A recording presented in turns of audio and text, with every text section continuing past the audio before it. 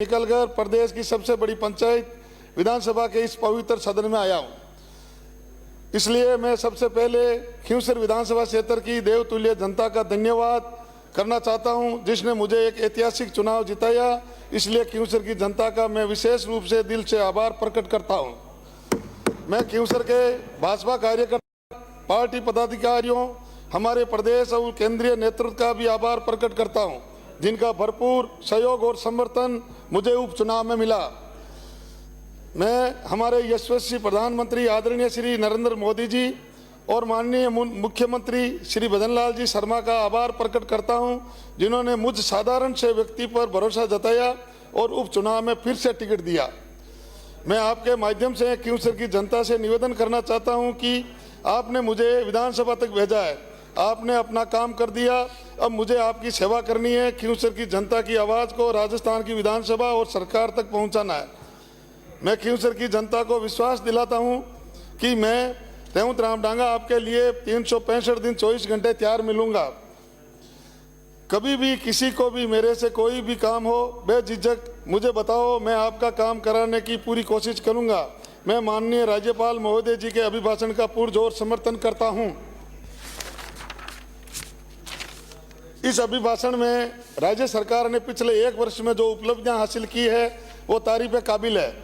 सालों से टलते आ रहे जनहित के कामों को प्राथमिकता के आधार पर हमारी सरकार ने पूरा करने का प्रयास किया है। ये सरकार जन कल्याण के लिए समर्पित सरकार है, जो केवल थोती घोषणाएं करने तक ही सीमित नहीं है, बल्कि उनको धरातल पर उतारकर प्रदेश की जनता को लाभ पहुंचाने का काम कर रही है। हमारी सरकार किसान, युवा, महिला, गरीब, मध्यम वर्ग सहित सभी आम जन के कल्याण और विकास के लिए समर्पित भाव से काम कर रही है।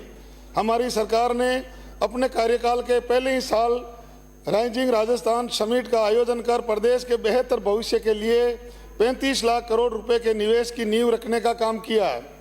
अब तक उद्योग लगाने में आ रही अड़चनों को दूर कर निवेशकों को प्रोत्साहन देने का संकल्प लिया है।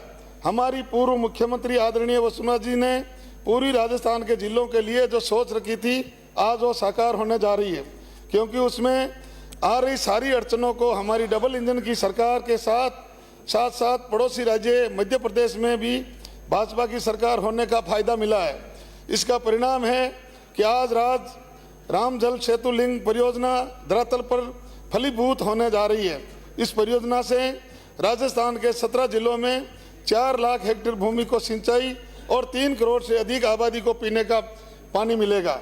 राजस्थान का किसान मजबूत होगा तो राजस्थान की अर्थव्यवस्था मजबूत होगी, और अर्थव्यवस्था मजबूत होगी तो राजस्थान के लिए आदरणीय मुख्यमंत्री भजनलाल शर्मा जी ने जो 350 बिलियन डॉलर की अर्थव्यवस्था का सपना देखा वो निश्चित रूप से पूरा होगा। मुझे खुशी है हमारी सरकार में ये ऐतिहासिक और अभूतपूर्व काम संभव हुआ है। मैं मुख्यमंत्री जी से इस सदन के माध्यम से निवेदन करना चाहूँगा कि हमारे नागौर जिले सहित मेरे विधानसभा क्षेत्र खींवसर में भी भूजल स्तर काफ़ी नीचे चला गया है। इसलिए अब आप नागौर जिले को भी सिंचाई के लिए किसी नहर परियोजना से जोड़ने के लिए फिजिबिलिटी सर्वे करवाकर DPR तैयार कराने के लिए अधिकारियों को निर्देशित करने की कृपा करें। मेरा आपसे अनुरोध है कि आप सीकर, चूरू और झुंझुनू जिलों में यमुना का पानी लाने की दिशा में आगे बढ़ रहे हैं, उनके साथ हमारे नागौर जिले को भी जोड़ दिया जाए तो हमारे जिले को भी लाभ मिलेगा। हमारा नागौर जिला इन जिलों का पड़ोसी जिला ही है, तो नागौर पर ही थोड़ा ध्यान देने की ज़रूरत है। हमारे नागौर जिले में पीने के पानी की बहुत समस्या है। पिछली सरकार ने जल जीवन मिशन में जो घोटाले किए वो सबको पता है।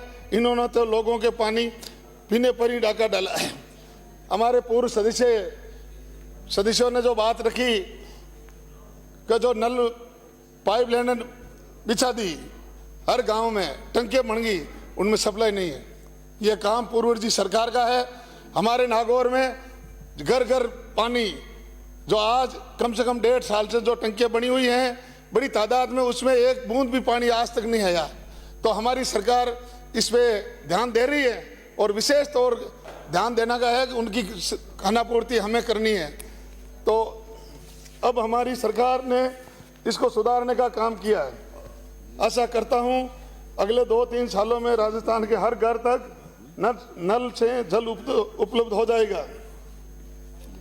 साथ ही जलदाय मंत्री जी से निवेदन करता हूं कि पिछली सरकार के कार्यकाल में ठेकेदारों ने जो घटिया पाइप डाले थे वो बिना पानी आए ही फटने लग गई हैं। जो टंकियां बनाई थी उनमें आज तक पानी नहीं आया, जिससे वो फटने लग गई है। कृपा करके पहले इनके द्वारा खोदे गए खड्डों को भरवाने का काम करें, मतलब अच्छी क्वालिटी का पाइप और टंकियों की मरम्मत करवाने जैसे काम करवाने पड़े। गाँवों में सरपंचों पर दबाव बनाकर टोंटी में पानी आए बिना ही एनओसी ले ली गई। इसकी जांच कराई जाए और जहां एक भी घर में पानी नहीं आ रहा है वहां की एनओसी रद्द की जाए। एक ये भी निवेदन है कि पहले उपभोक्ता से सहयोग राशि के नाम पर 1 से 1.5 हजार रुपये लिए थे, जिसे बाद में फ्री कर दिया था। जो जिनसे पैसे लिए थे उनको पैसे वापस लौटाया जाए। बिजली की समस्या हमारे प्रदेश की नहीं बल्कि पूरे देश के सामने एक बहुत बड़ी चुनौती है, लेकिन हमारे आदरणीय प्रधानमंत्री मोदी जी ने सौर ऊर्जा के रूप में इसका समाधान करने के लिए कई प्रकार की योजनाएं लागू करके जो रास्ता दिखाया है उस पर सही तरीके से अमल करने की जरूरत है। पीएम सूर्य घर मुफ्त बिजली योजना को ज्यादा प्रचार प्रसार की जरूरत है। मैं ऊर्जा मंत्री जी से निवेदन करना चाहूंगा कि आप विभाग के अधिकारियों को निर्देश दे कि ये फील्ड में जाकर लोगों को इसके फायदे समझाए। साथ ही ये भी निवेदन करूंगा कि नागौर जिला एक बड़ा जिला है और यहाँ पर लाखों की संख्या में घरेलू कृषि वाणिज्य और औद्योगिक विद्युत कनेक्शन चालू है, परंतु प्रसारण तंत्र बहुत कमजोर है। नागौर सेक्टर के आसपास 400 केवी का एक भी जीएसएस नहीं बना है, जिससे समस्या हो रही है।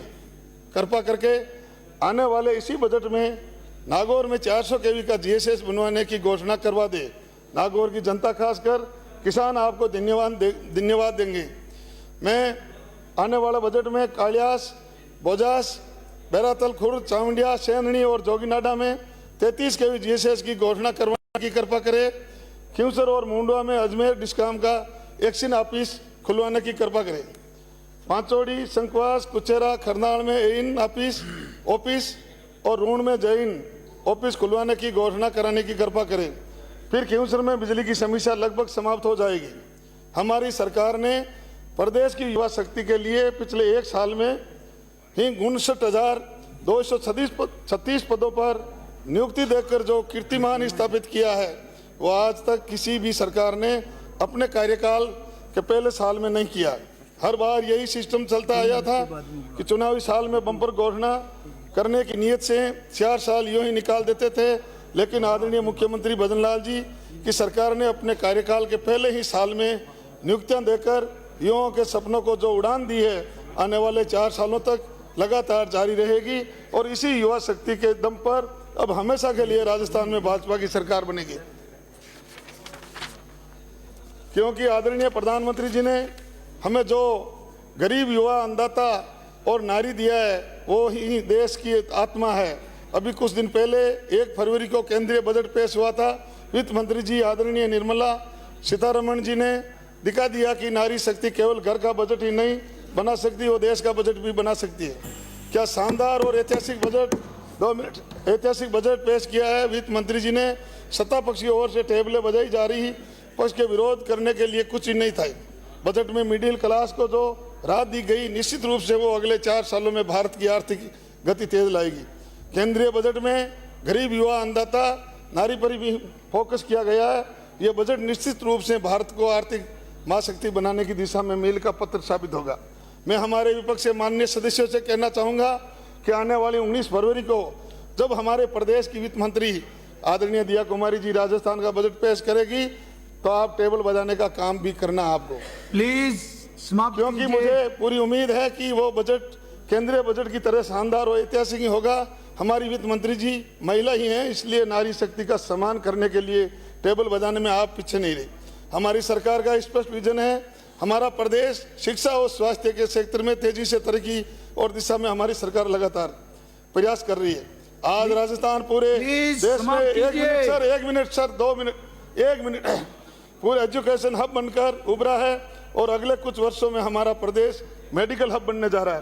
पिछले वर्ष हमारे नागौर सहित प्रदेश के अन्य जिलों में 5 सरकारी मेडिकल कॉलेज खोले गए हैं और 3 प्राइवेट खोले गए हैं।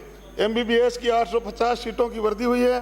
प्रदेश के युवा डॉक्टर बनेंगे और स्वास्थ्य को हमारी सरकार ने पिछले एक वर्ष प्लीज में समाप्त कीजिए। 236 नए, 1 मिनट सर, 1 मिनट, नया हूं मैं, 1 मिनट थोड़ा जन औषधि केंद्र खोलने, 6 उप जिला सैटेलाइट हॉस्पिटल, CSC को जिला चिकित्सा में क्रमबद्ध करने, 4 नए सैटेलाइट हॉस्पिटल की स्थापना, 3 शहरी PhD व 1 CSC को सैटेलाइट हॉस्पिटल क्रमबद्ध करने के अलावा 41 सब सेंटरों को CSC में क्रमबद्ध करने ऐतिहासिक काम किया है। निश्चित रूप से उनका लाभ प्रदेश की जनता को मिलेगा और आने वाले समय में राजस्थान में स्वास्थ्य 15,500 से अधिक निश्चित। 1 सेकंड सर, लास्ट है मेरा क्षेत्र का।